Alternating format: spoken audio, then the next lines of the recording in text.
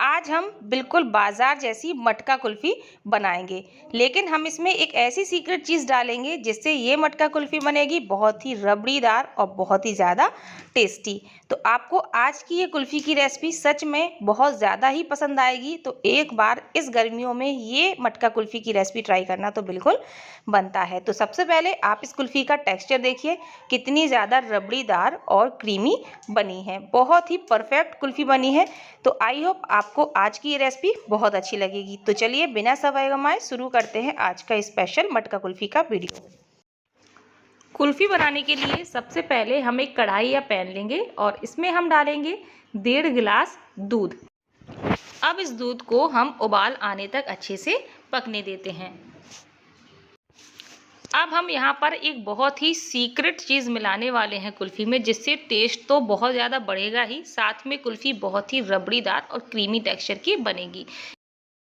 अब हम एक बोल ले लेंगे और ये मैंने ली है 1 बड़ा चम्मच सेवई। तो ये रोस्टेड सेवई है, हल्का सा आप इनको ड्राई रोस्ट कर लीजिएगा ताकि इनका कच्चापन दूर हो जाए। अब आपके मन में आ रहा होगा कुल्फ़ी में हम सेवई क्यों मिलाएं? तो देखिए, जो सेवई होती हैं या तो ये आटा से बनी होती हैं या मैदा से या फिर सूजी से।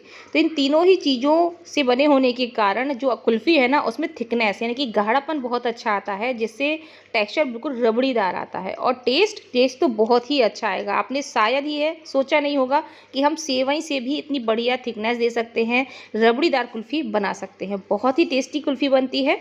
तो बहुत ज़्यादा मत लेना वरना इसमें खीर का फ्लेवर आ जाएगा। हमें खीर का फ्लेवर बिल्कुल नहीं चाहिए, हमें यहाँ पर कुल्फ़ी ही बनानी है, ठीक है। तो ये मैं ले रही हूँ सूजी वाली सेवई। आप यहाँ पर मैदा वाली भी ले सकते हैं, आप यहाँ पर गेहूं के आटा वाली भी ले सकते हैं। और अगर आपके पास ये जो मैं दिखा रही हूँ ना, ये सूत फैनी वाली सेवई होती है जो बारीक वाली, ये हो तो ये भी आप ले सकते हो, बट थोड़ा सा रोस्ट कर लीजिएगा ताकि कच्चापन ख़त्म हो जाए, ठीक है। तो हमने यहाँ पर 1 बड़ा चम्मच सेवई ले ली है। अब यहाँ पर हम लेंगे करीब 10 से 12 काजू से एकदम रिच क्रीमी फ्लेवर आएगा, क्योंकि जो कुल्फ़ी वगैरह होती है ना, ये काजू मावा ये सब चीज़ें होती है ना, तो बहुत अच्छी टेस्ट देती हैं, ठीक है। तो ये मैंने ले लिया है आधा कप गरम दूध आपको बिल्कुल गरम लेना है और इनको अच्छे से मिक्स करेंगे। अब हम इन दोनों ही चीज़ों को 5 से 6 मिनट के लिए रेस्ट के लिए छोड़ देंगे।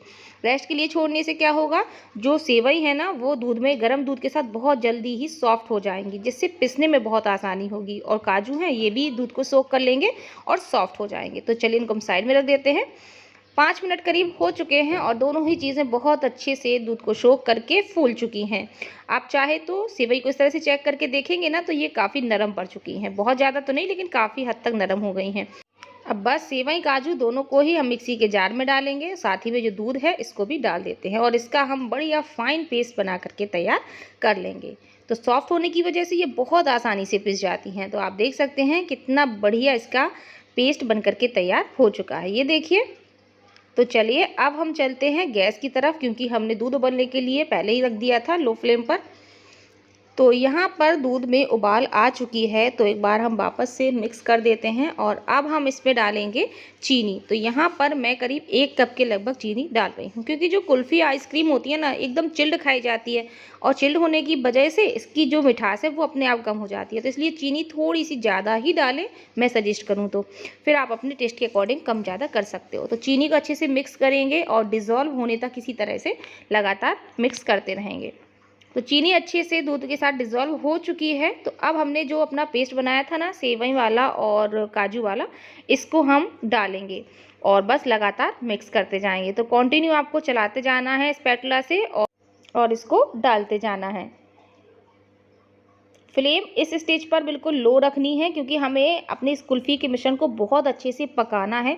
बिल्कुल भी कच्चापन नहीं रहना चाहिए सेवई का, इस चीज़ का ध्यान रखिए। अगर आप हाई फ्लेम पर पकाएंगे ना तो कच्चापन आपको समझ में आएगा। तो हमें बहुत अच्छे से इनको कुक करना है। तो अभी हम इसको लगातार चलाते हुए इसी तरह से 1 से 1.5 मिनट तक पकाएंगे। अब हमें इसको 5 से 7 मिनट के लिए पकने देना है, लेकिन यहाँ पर मैं आपको एक बहुत अच्छी ट्रिक बता रही हूँ, जिससे ये जो दूध है ना एकदम लच्छेदार, जैसे रबड़ी होती है ना, बिल्कुल वैसे ही टेक्सचर का आ जाएगा, एकदम खुरचन वाली रबड़ी होती है। तो इसके लिए ट्रिक ये है कि अभी तो आप चलाने के बाद छोड़ दीजिए 2-3 मिनट के लिए, और 2-3 मिनट बाद आप देखेंगे कि इसके ऊपर एक मोटी सी लेयर आ गई है, जो कि है मलाई की लेयर, ठीक है। तो ये जो ऊपर लेयर जब आपको दिखने लगे तो आप फिर से इसको स्पैचुला से बढ़िया से चला करके मिक्स कर दीजिए, और किनारी पर जो लग चुकी है, इसको भी आप हटा दीजिए और वापस से थोड़ा सा मिक्स करिए, फिर इसको छोड़ दीजिए। थोड़ी देर में आप देखेंगे वापस से इसके ऊपर एक मोटी सी लेयर आ चुकी है। तो ये दूध और सेवई का जो पेस्ट मिलाया था ना, उसकी वजह से एकदम रबड़ीदार खुरचन बनना शुरू हो चुका है। तो इसी तरह से आप इसको लगातार बीच बीच में चलाते हुए अच्छे से पका लीजिए। तो फाइनली आप देख सकते हैं मैंने करीब 5 से 7 मिनट तक इसको पकाया है, बिल्कुल लो टू मीडियम फ्लेम पर। और देख सकते हैं दूध बिल्कुल कन्वर्ट हो चुका है एकदम गाढ़े, क्रीमी और मलाईदार टेक्सचर में। ये देखिए बिल्कुल रबड़ी जैसी लग रही है ना। तो बस अब हम इसको ठंडा होने देते हैं, क्योंकि ठंडा होने के बाद ये और भी ज़्यादा गाढ़ा हो जाएगा। तो ये ठंडा हो चुका है और फाइनली आप देख सकते हैं कुल्फ़ी के लिए एकदम रबड़ीदार गाढ़ा सा दूध बन करके रेडी हो चुका है। तो कोई कह ही नहीं सकता है कि हमने इसमें सेवई का यूज किया है। बिल्कुल टेस्ट में भी समझ में नहीं आएगा आपको बिल्कुल भी, और देखने में भी नहीं लगेगा। बस अब बारी आती है कुल्फ़ी को जमाने की। तो आज की हम कुल्फ़ी कुछ नए तरीके से जमाएंगे, जैसे ठेले वाले देते हैं ना, बस उसी तरीके से हम इसको बनाने वाले हैं। तो इसके लिए ले लिए हैं मैंने प्लास्टिक की 2 कटोरियाँ। एक्चुअली में ये कटोरी नहीं है, जो कंटेनर थे मेरे घर पर उसके ढक्कन है। आपके पास मसालदाने की कटोरी हो वो भी यूज कर सकते हैं। इस तरह से कुछ अलग सा पड़ा हो फ्लैट में ढक्कन टाइप का, वो भी ले सकते हो।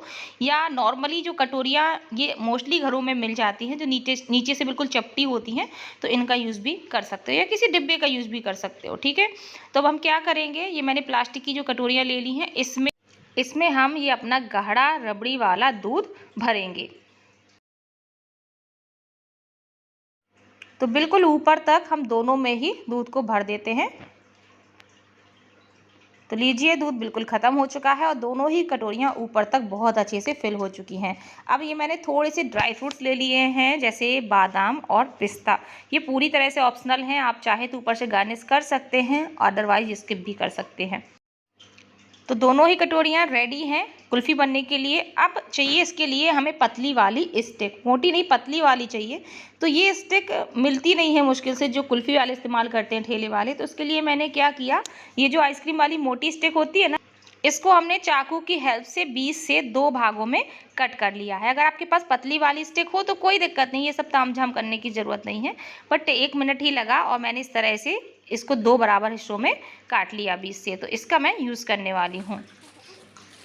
अब यहाँ पर हम लेंगे फॉइल पेपर और इसको अच्छे से हम कटोरी के ऊपर इस तरह से कवर करेंगे। फॉइल पेपर ना हो तो कोई भी आप पॉलीथिन भी ले सकते हो, और बस इसके ऊपर से हम एक रबड़ लगा देंगे। पॉलीथिन भी लेंगे तो रबड़ की मदद से अच्छे से वो बनी रहेगी। तो एकदम टाइट होना चाहिए फॉइल पेपर या पॉलीथिन, जो भी आप लें। तो इसी तरह से दोनों ही कटोरियों में हम फॉइल पेपर को अच्छे से कवर कर लेते हैं और दोनों में ही हम एक एक रबड़ लगा देंगे। अब देखिए हमें किस तरीके से इसमें स्टिक लगानी है कि जो बिल्कुल इक्वल शेप की लगे, छोटी बड़ी हमारी कुल्फ़ी ना बने। तो उसके लिए मैं आपको एक ट्रिक बताती हूँ। आप ये जो स्टिक है ना, एक रखिए ऐसे और एक इसके क्रॉस में रखिए, यानी कि प्लस के निशान में आपको इन स्टिक को रखना है। और बस चारों ही ये जो स्पेस है इसके बीच में आपको चाकू से कट लगा देना है। तो इस तरीके से बिल्कुल इक्वल शेप की आपकी कुल्फ़ी बन करके तैयार होगी, बिल्कुल ट्रायंगल शेप में, जैसे कि ठेले वाले आपको कट करके देते हैं। अब हम इसमें स्टिक लगा देते हैं और इसी तरह से हम दूसरी कटोरी में भी स्टिक को लगा लेंगे।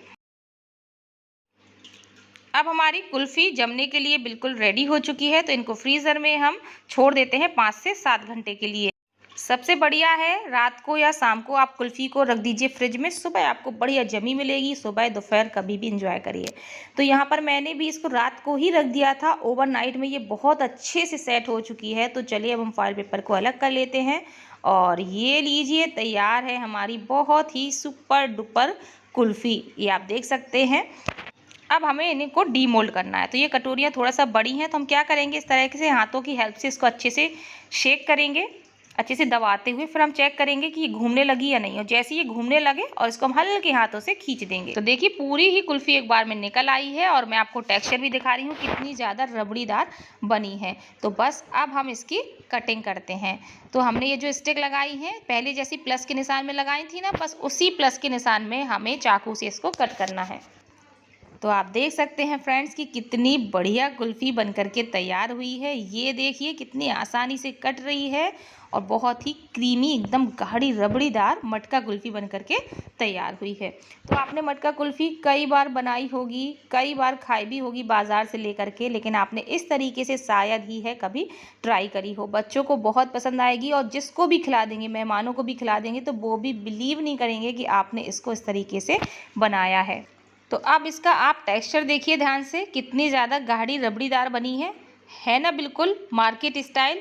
खाने में उससे कहीं ज़्यादा अच्छी लगेगी। तो आपको ये कुल्फ़ी की रेसिपी ट्राई तो बिल्कुल करना चाहिए फ्रेंड्स।